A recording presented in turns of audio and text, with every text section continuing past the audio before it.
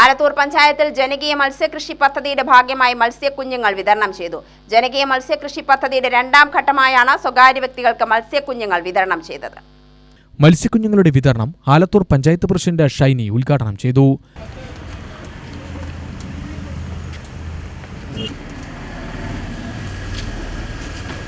നമുക്കറിയാം, ഓരോ വർഷവും ഭക്ഷ്യസുരക്ഷ ഉറപ്പാക്കുന്നതിന് വേണ്ടി തന്നെ വിഷരഹിതമായിട്ടുള്ള പച്ചക്കറികളും അതുപോലെ തന്നെ മത്സ്യങ്ങളും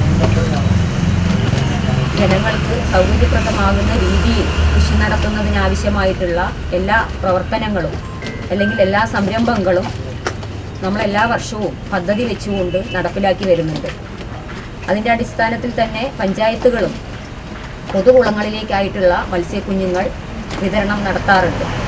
അത് നല്ല രീതിയിൽ കൃഷി ചെയ്തുകൊണ്ട് അതിൻ്റെ വിളവെടുപ്പും പല വ്യക്തികളും മാതൃകാപരമായി തന്നെ ഈ ഒരു മത്സ്യകൃഷി നടത്തുകയും അതിൻ്റെ വിളവെടുപ്പിലൂടെ അവർക്കൊരു വരുമാനം ഉണ്ടാക്കാനും ഇതിലൂടെ സാധിച്ചിട്ടുണ്ട്.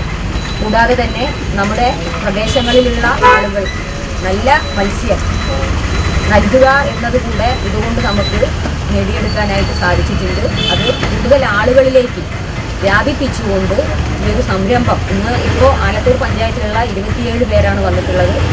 വരും വർഷങ്ങളിൽ കൂടുതൽ ആളുകളിലേക്ക് ഇത്തരത്തിലുള്ള ഈ പദ്ധതികളെല്ലാം എത്തിച്ച് നല്ലൊരു മത്സ്യം നമ്മുടെ ആളുകൾക്ക് നൽകുന്നതിനും അവർക്കുള്ള ഒരു വരുമാനം കൂടെ വർദ്ധിപ്പിക്കുന്നതിനുമായിട്ടുള്ള ഇടപെടൽ എല്ലാവരുടെ ഭാഗത്തു നിന്നും ഉണ്ടാവണം.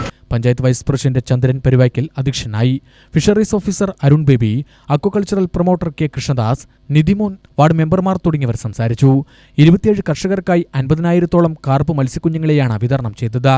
UTV news, Palakkad.